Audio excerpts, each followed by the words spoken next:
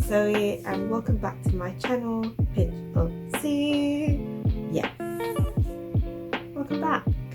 I'm still in California, so yeah, I know I've been here for a while, but I'm having lots of fun. If you didn't see what I did last week, you should watch that video. I think it should pop up somewhere up there. Go watch that video, but after this one, and then watch the rest of them. Okay, cool. So today I'm going to be talking about my dyslexia story. I did briefly mention that I do have dyslexia. I think in my first video. Yeah, it was in my very first video. You should watch that too. In fact, watch every one of my videos. You should do that. I got diagnosed back in 2015, so I was 14, I'm pretty sure, 14, 15, around the time, and I was in year 10, so just about to do my GCSEs. I still had a year after that before I did the year after I did my GCSEs, so obviously it was a very crucial time in my academic career. Does that make sense? I guess so. So yeah, so today I'll be talking about my diagnosis, how I felt about it, the aftermath, how it actually happened, and then some tips and tricks for teachers, parents, and students who think they might have dyslexia. So yeah, let's get on with the video.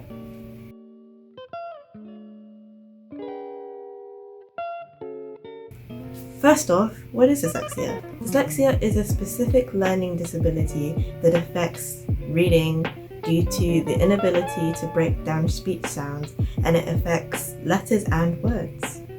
So what is that in normal talk? Dyslexia is a learning disability that affects reading and writing as well, because it affects the spelling of words as well as sounding them out when you're reading out loud, or not necessarily in your head, because that doesn't affect me when I read in my head, but it's a spectrum. The same way most mental and learning disabilities aren't like straightforward, it affects different people in different ways. For me, reading in my head is a lot easier than reading out loud, because I'm able to understand what I'm seeing compared to when I'm trying to translate it into vocal things.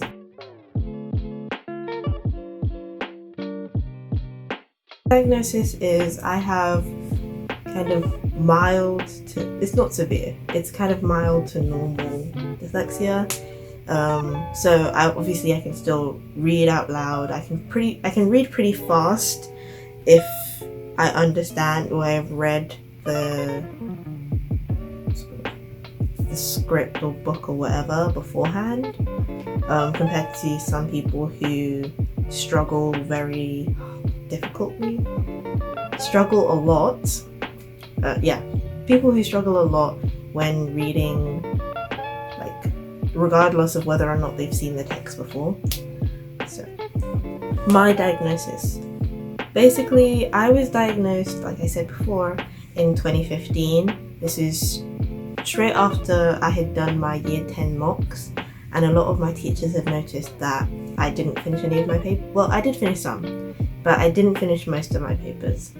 And when they asked me why, I couldn't give them an answer because I didn't know.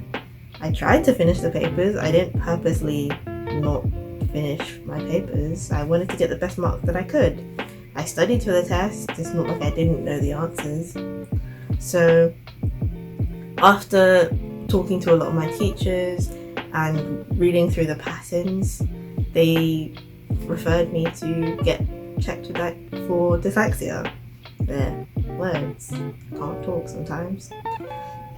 So it was my English teacher at the time who actually went and referred me, because not only the lack of finished papers, but also when reading in class I stuttered my words, even on the simplest words that anybody should be able to understand and say fluently. I spent a while just looking at the paper thinking, what is this? and it was hard for me. It kind of demotivated me to read in class, and I love reading. If you know me in personal life, I spend most of my time reading because I just enjoy literature, which is probably why it was so hard for people to understand why I could be dyslexic, because for most people they would think, oh yeah, you find it difficult doing that thing, so you wouldn't do that thing if you find it difficult. But I found more enjoyment in it regardless of the struggle. So yeah, I spent quite a lot of time reading growing up, and even now I spend a lot of time reading on my phone, physical books. If you want me to do a book that I'm reading currently, I will do those videos, because I love reading books, and I really need to get back into reading physical books compared to reading on my phone, because there's just that feeling of having paper in your hand that's just really satisfying. Anyways, I'm going on a tangent. My diagnosis. So basically after that, they referred me to the learning and mental disability section of my school, where they set up for me to have a screening.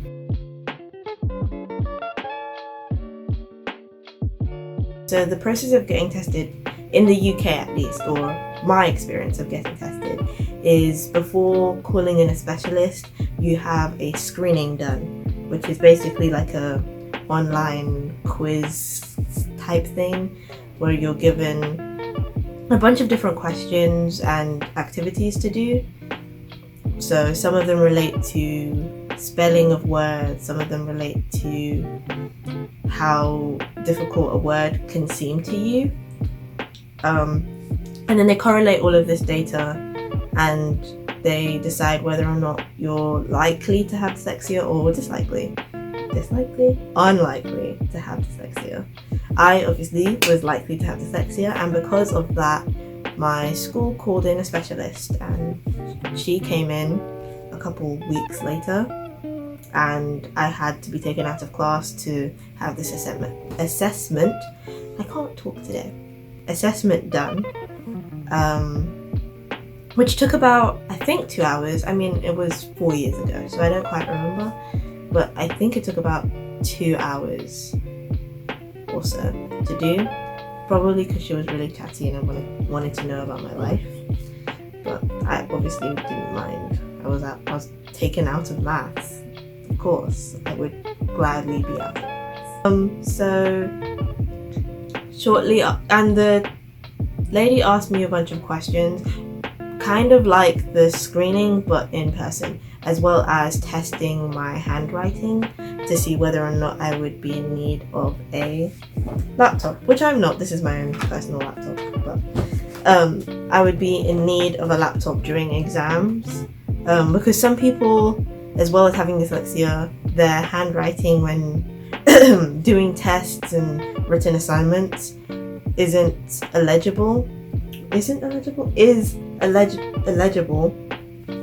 to examiners and teachers who are trying to mark their work. So to give them a fair chance, they type out their answers rather than handwrite it. I'm not like that. My handwriting is pretty okay. I'm trying to make it neater and nicer and more aesthetically pleasing, but it's good for now. People can read it, it's very clear. My primary school has something to do with that. They had one of those handwriting pens. Was I the only one that had that? That had like the handwriting pen, where like the better your handwriting got, the higher you got on this pen thingy, and then when you got to the top, you got like a pen and you got to write with pen in primary school, even though most people were writing in pencil. I never got to the top, unfortunately. But when I started secondary school, I bought the pen for myself because I just really liked the pen. It was one of those erasable ones. Anyways, so shortly after that, it took some time for them to correlate all of that data, and then they sent a letter home saying, yep, Zoe's dyslexic. So that was basically it.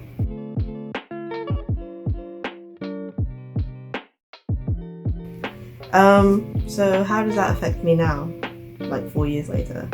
So wherever I go, school-wise and like secondary school, university, I have to bring in documentation or bring in proof to say, yep, I'm dyslexic, I have been tested for. So some places want to retest you just to verify.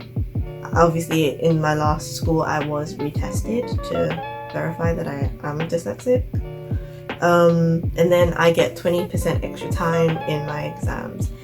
Some people have other aids that they need. Some people need colored paper. I can read fine on white paper, but some people need a colored paper overlay because reading on white paper is kind of difficult. Some people wear colored glasses so that they can read on white paper as well. Again, I'm fine, I can read on white paper. Okay, sometimes I need my text enlarged to be able to read it clearly and as quickly as possible, but most times the basic font size that comes on most papers and like text is okay.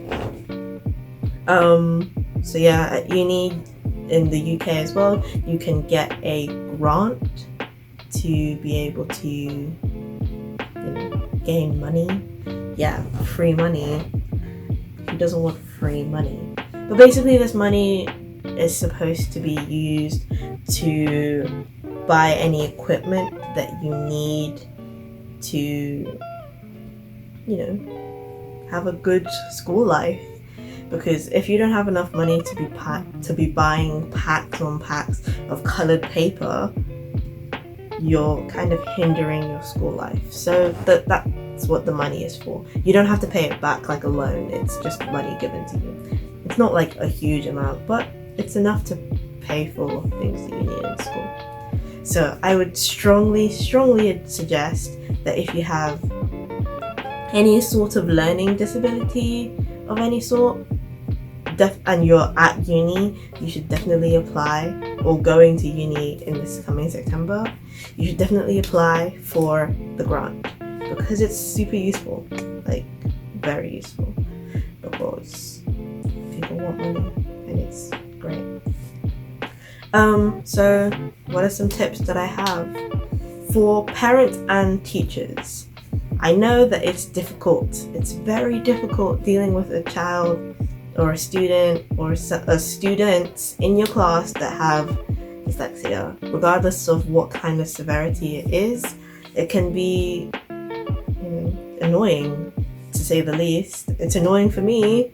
I'm sure it's annoying for you, having to slow down the class, spend time allocating things so that everything gets done, but having this one student who's taking their time to finish the task that they were supposed to finish 10 minutes ago. It's annoying, I know, but I'm asking you to have patience, because the worst thing that you could do is shout at them. Trust me, I've been shouted at before, and it doesn't help my confidence. In fact, it makes me feel even worse. Don't shout at them. Take some time out of the lesson, especially if they haven't been diagnosed yet. Take some time out of the lesson, sit them down, talk to them, get to the bottom of it. It's not difficult. Just don't shout at them.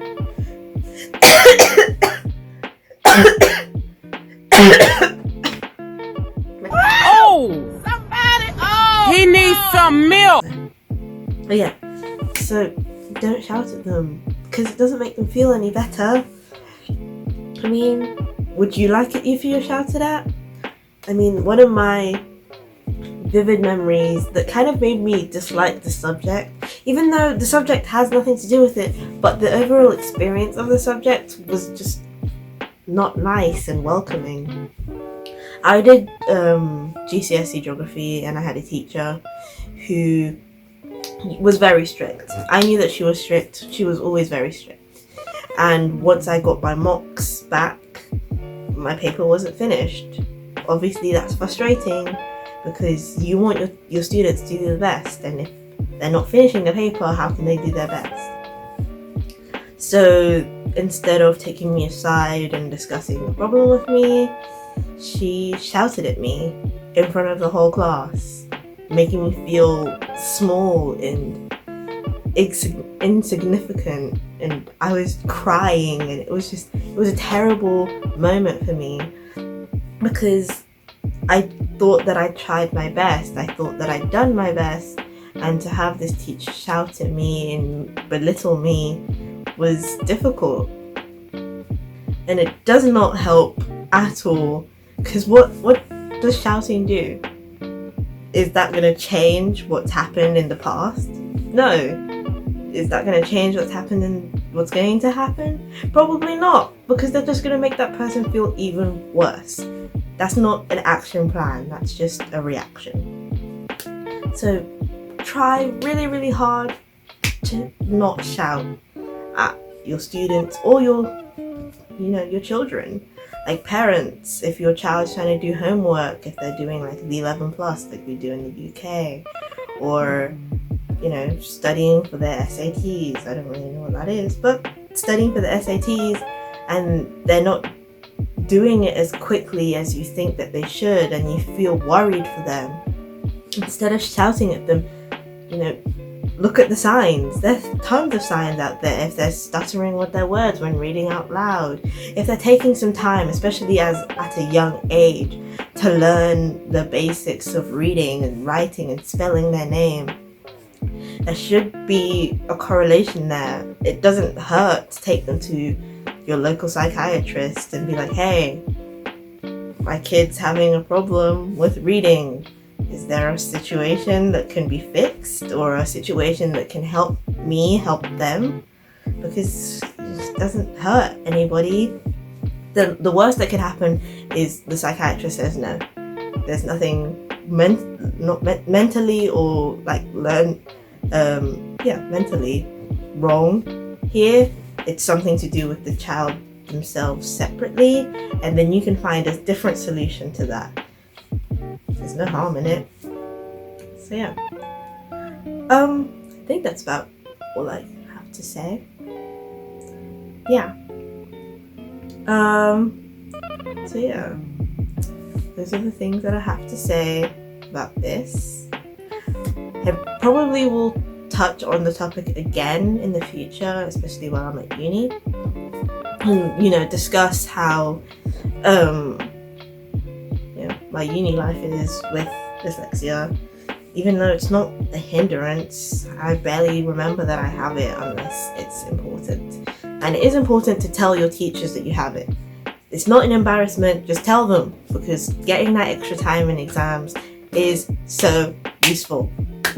So useful. Do it. Because I forgot when I started my new sixth form, and then when I did my exams, I didn't get the extra time, and I was panicking. Tell them. Seriously. So yeah, thank you so much for watching this video. If you like it down in the thing. Yeah, like the video if you like it. Don't forget to subscribe, because it's not hard. Just press the button and you'll be subscribed. And also press that bell so that you can get notified whenever I post. I'm trying to be consistent because it's important. So there'll be a video coming out every Monday. I don't have a set time currently, considering I'm not in my normal time zone. But once I get used to being wherever I am, I will have a set time and day or whatever, and you'll know that my video comes out that time every week. And you get to see more of me, and probably some friends as time goes by. So yeah. Thank you so much for watching this video. Have a lovely day, night, morning, afternoon, whatever time you're watching this, and I'll see you in the next video. Bye!